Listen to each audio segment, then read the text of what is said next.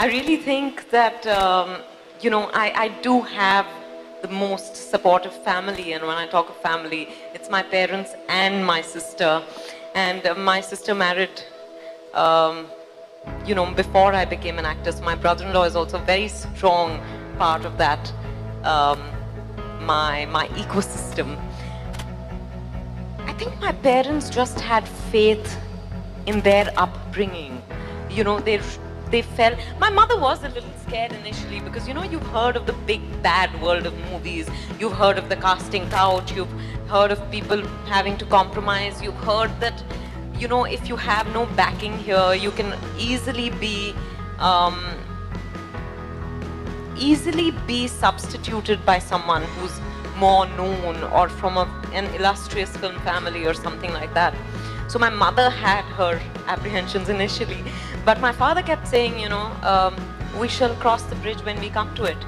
And I must admit that when I went for my first television show audition, my mother and my sister came along and they waited with me throughout. I was barely 15. My turn came many, many hours later, but they patiently waited with me. So even though they had fears, I think they felt that by being there for me,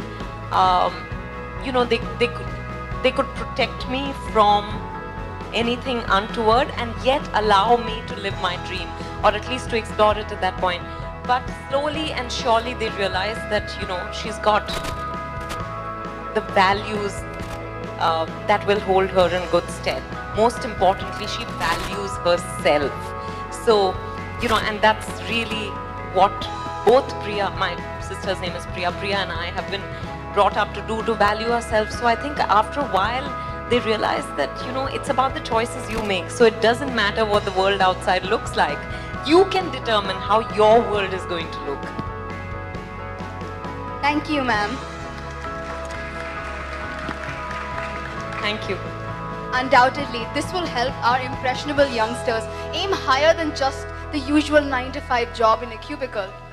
This will Sorry.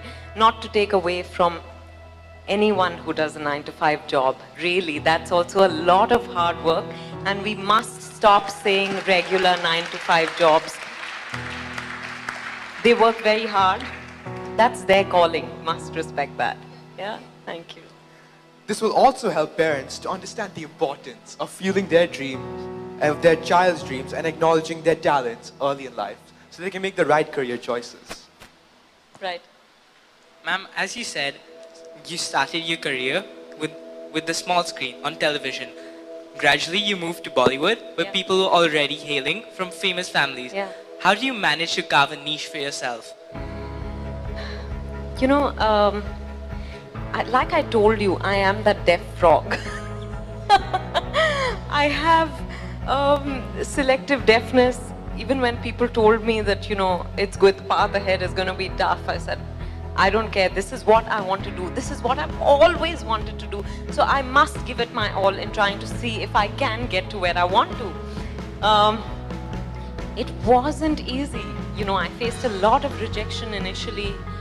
And I'm not your cookie cutter heroine, you're in terms of body structure, the type of work I've done, the way I dressed. I came in for a lot of criticism even after getting my big break, but nothing. My love for myself and for what I wanted to do was far greater than all those forces put together. So it's like I read this line a few years ago and it stayed with me, which said, don't tell God that you have a big problem, tell your problem you have a big God. And that God could be anything, it could be, I don't mean God in the religious way, but just your faith in yourself, or if you really are a religious person or a spiritual person, whatever you have faith in. So I knew that everything, or rather nothing, is insurmountable. Ma'am, your passion and your unyielding will to success and your faith in yourself will truly inspire us, and it'll teach us how to do better. So sweet. Thank you. I think first girls get more scrutinized and therefore actresses get more scrutinized. But you know, again, when people throw stones at you, you pick them up and you build a mansion. So it doesn't matter that people are criticizing you. It's your attitude to it. You know, if I'm not self-critical, but I'm very, very objective about anything to do with myself. I think when you're honest with yourself, you know when you're faring well in a film or, you know, whatever you're doing. So I don't think you really need you really need to pay heed to people's criticism. A lot of people say, you know, but it's constructive criticism. Yeah, so I hear what people have to say. But the moment I feel that there is, you know, and this is very instinctive, when you just feel that people are criticizing you for the sake of putting you down, then just shut them out of your lives. Be honest with yourself and you'll go far ahead. You know, so that's been my attitude. I have faced a lot of criticism, a lot of scrutiny. And like I said, actresses face it far more than male actors do. But it used to bother me, but not anymore. I think it's individual. Sometimes, even though actresses get criticized more, actors get affected more maybe in certain cases. But it's really your attitude that determines, you know, how much you let it affect you. That will all let us like have a positive attitude in life, regardless of our failures or anything. Yeah. Also, Any the next setbacks. time you're saying something nasty on Twitter, just stop and think. You know, whether you want not just. I'm not talking about celebrities or anything, but even with friends or. We so easily criticize people. I think we should just stop and ask ourselves, would I be okay if someone said that to me? Honestly, that's true. Thank you so much. Thank you. Man, you have played many diverse and interesting roles and characters over the years of your career. Well, a few would be, let's see here, the loving and caring mother Dr. Vidya from the movie Pa, Right. or perhaps my personal favorite, the terrifying and thrilling depiction of Monchulika in the film Bhul Bhulaiya. I can turn into her very easily. Oh my god, man, that would be fantastic. So, ma'am, it goes without saying that your characters have had an everlasting impact on all of us here. But do they have a lasting impact on you as well? Please tell us the most memorable character that you have portrayed so far. You know, I don't think I can talk about any one character. It's like asking me, you know, which of your body parts is more special to you? Because each one of my characters has been a part of me, has a part of me.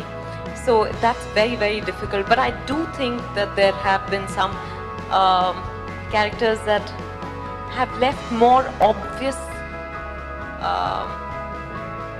have impacted me in a more obvious way, like the one in the dirty picture, you know. I think because all of us have body image issues, and here was a woman who was so big, who was literally bursting out of her clothes, and yet she felt so desirable, so attractive. And that's how the world perceived her, you know. So after the film, I know lots of girls and women came up to me and said, you know, I'm okay with my body size now. So I think in that sense, the most obvious impact I felt while playing Silk, I think it liberated a certain part of me that was, I've been a fat child, fat girl growing up. So, you know, it suddenly liberated a part of me that was conscious about my body. And then thankfully, when the film did well, it happened to impact a lot of people who watched the film. So I think I would talk of the dirty picture as being the most impactful.